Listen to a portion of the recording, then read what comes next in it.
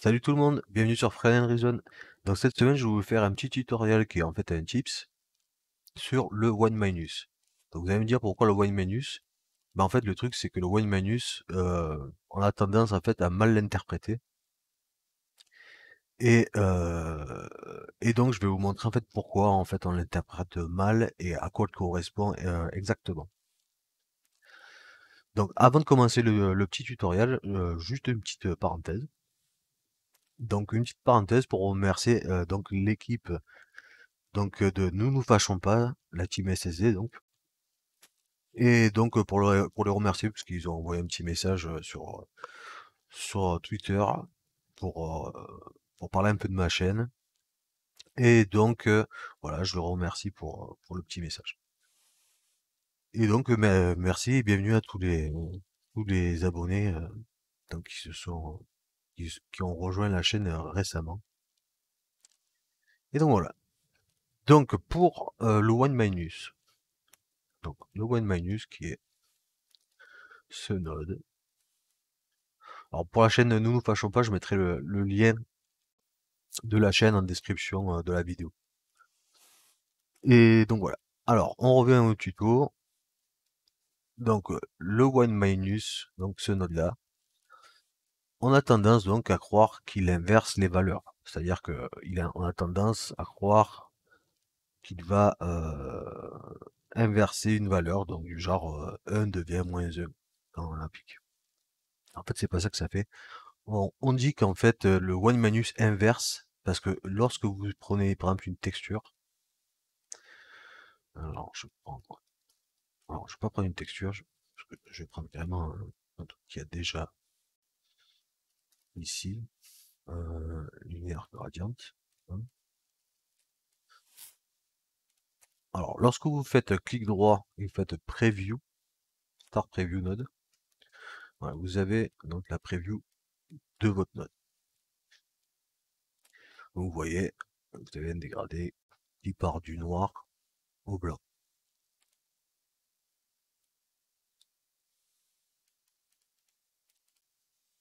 Et donc, quand j'applique le one minus, vous voyez, le dégradé s'est inversé. Alors, vous allez dire, mais alors, ça inverse. Ben, en fait, ça inverse à condition que les valeurs, en fait, soient normalisées. C'est-à-dire qu'en fait, vous allez avoir, par exemple, si je prends une constante, voilà. Si je prends une constante de 0, elle va devenir blanche, donc 1. Si je mets 1, ça va devenir noir. Donc en fait, on pourrait comparer ce one minus là, et je dis bien si les valeurs sont normalisées de 0 à 1, on pourrait comparer ça à comme quand vous êtes dans Photoshop, vous inversez. Vous appuyez sur CTRL-I et ça vous inverse en fait les valeurs. Ça correspond à ça en fait. Mais en fait, ce que ça fait donc, pour être bien, donc, par exemple, si je mets 0,5, en fait, ça va rester à 0,5. Parce que maintenant, je vais parler exactement de ce que ça fait. Donc en fait, il faut vraiment le lire comme il est écrit. C'est-à-dire que vous avez écrit 1 moins x. Et donc, ce que ça fait, c'est que ça fait 1 moins, donc x, c'est la valeur que vous rentrez ici. Et donc, ça va vous faire ici, par exemple, donc j'ai mis 0,5 ici, ça fait 1 moins 0,5 égale à 0,5. Si vous voulez aller encore plus loin, donc pour être sûr que c'est pas du, comment dire, du bullshit, et que vous voulez vérifier vos valeurs, vous avez des outils pour ça. Donc là, par exemple, le debug scalar value. Et donc, vous pluguez ça ici, vous activez la preview, voilà, vous voyez 0,5. Alors, vous allez me dire, mais il y a un 3 à la fin. Ce qu'il faut savoir, c'est qu'une valeur flotte, par définition, n'est pas précise. C'est-à-dire que ce sera jamais parfait, quoi. Donc c'est pour ça qu'il y a un 3 ici. Enfin, un 3. Et donc 0,5, 0,00, 0,3. Et donc c'est dû à une précision, c'est dû à une précision qui est du float qui est pas parfaite, hein. C'est la définition c'est dans la définition du float. Donc voilà. Donc vous savez qu'en plus vous avez des outils qui vous permettent de débugger vos valeurs. Bon, il y en a plusieurs, hein. Il y a le debug float 2, float 3, float 4, hein, donc qui vous permet de voir les valeurs. Et donc voilà, je vais vous faire un autre exemple. Donc là par exemple si je mets 2, donc je vais faire 1 moins 2, ça va me donner une valeur de moins 1. Voilà. Donc il faut bien faire attention à se dire que ça fait pas ça en fait. Donc contrôle, alors 2 secondes, je fais une capture. Donc hop,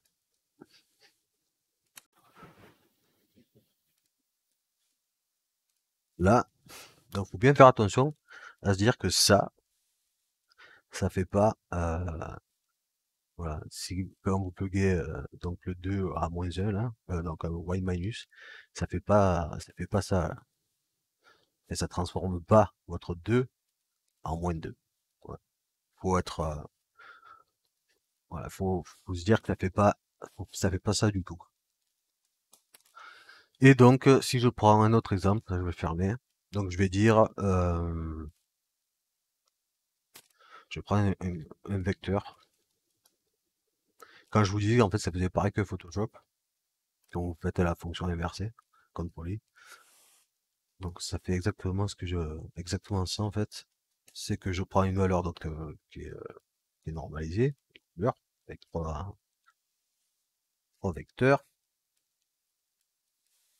Donc, je vais prendre, voilà, le rouge. Et en fait, sur la courbe chromatique, enfin, sur le cercle chromatique, la valeur inversée se retrouve toujours donc à l'opposé là.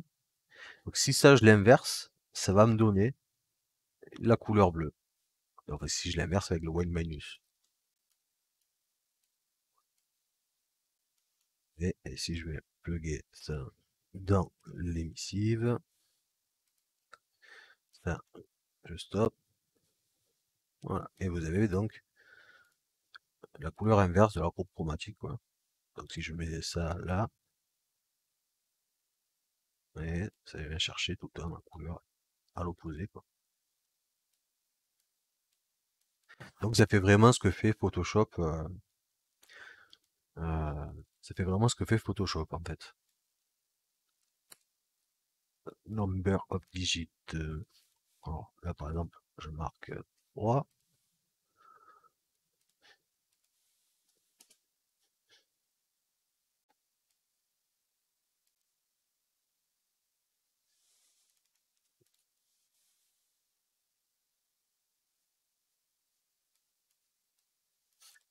Là, ben donc je vais mettre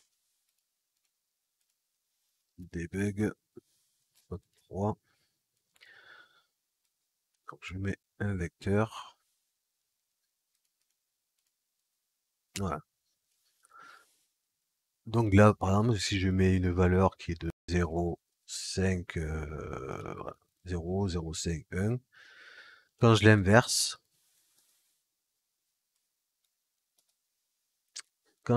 ça me donne donc les valeurs de 1 dans le rouge. Donc 1 moins 0 égale à 1. 0,5, donc 1 moins 0,5 égale 0,5. Et 1 moins 1 égale 0. Voilà. Donc là, vous voyez vraiment ce que fait le node one Donc en fait, si vous vouliez ne pas utiliser le node one c'est pareil que si vous faisiez ça, quoi. Donc un subtract, et vous feriez en fait ici, donc en constante, en A, 1, et en B, en fait, votre valeur. Et ça vous donnerait exactement la même chose, quoi. C'est exactement la même chose. À part que là, vous avez pas, en fait, à vérifier que vos valeurs sont bien correctes, en fait. C'est de base. Donc, vous voyez, hop. Voilà. C'est exactement la même chose. Donc voilà, j'espère que ça vous a été utile. Et donc voilà, si vous n'êtes pas sûr en fait de ce que vous faites, si vous n'êtes pas sûr de ce que vous faites, si vous voulez vérifier ce que vous faites, pensez que vous avez des outils de debug. Et donc vous avez également d'autres outils pour debug. Donc notamment un qui vous permet de vérifier vos fonctions. Donc les fonctions qu'on a pu tous apprendre en cours, hein. Enfin, pour mon cas, c'est assez ancien. Mais donc pour d'autres personnes qui sont un peu plus dans les études, ça doit être de bien savoir à quoi ça correspond.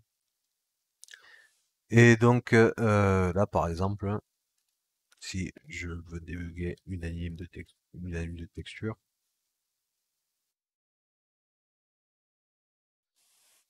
hop, je vais mettre time, je vais plugger ça euh, sur FX et j'active la preview. Vous voyez, vous avez donc l'anime qui se joue sur la courbe et vous avez la petite preview là en haut qui vous montre un peu ce que ça fait visuellement. Et donc vous pouvez également donc, faire un autre exemple pour faire voir un peu mieux des courbes quoi. Parce que là pour le coup c'est une ligne. Donc linéaire, radiante. Alors, hop, tac, voilà. Donc là, vous voyez, vous avez l'animation qui se joue, votre courbe. Donc ça vous permet en fait de voir un peu ce que vous arrivez à faire ou pas avec, avec de l'animation. Et donc ça vous permet de visualiser vraiment ce que vous êtes en train de faire et pas partir un peu trop dans l'improvisation. On a tendance à faire ça assez souvent, de se dire bon ben c'est bon, ça marche. Et bon là au moins vous voyez vraiment si vos valeurs sont par exemple sont normalisées. À savoir que là de base c'est de -1, les valeurs vont de -1 à 1. Et donc ça vous permet donc de voir un peu mieux ce que vous faites quoi. Donc, par exemple, voilà, si j'essaierais de mettre frac,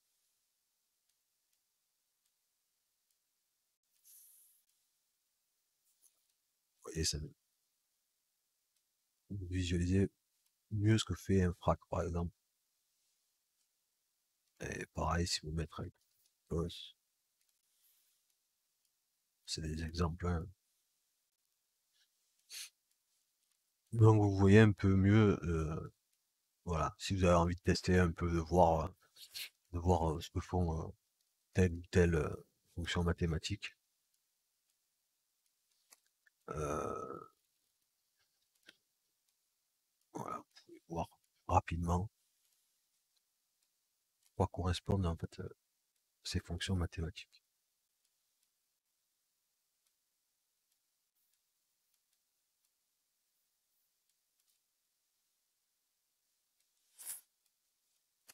Donc voilà, c'est le petit tips qui n'était pas prévu à la base, donc dans le tutoriel. Mais du coup, vous savez que vous avez plusieurs outils de debug qui vous permettent de faire, de visualiser un peu mieux ce que vous faites, en fait. Donc voilà, j'espère que cette vidéo elle vous a plu. Et donc voilà, n'hésitez pas à vous abonner pour pas manquer les prochaines vidéos, dont notamment la vidéo sur le Hitler. Donc c'était pour le Vertex Paint. Et donc voilà, n'hésitez pas à vous abonner, si c'est pas fait, faites-le. Et donc je vous dis à très bientôt. Allez, salut, ciao ciao.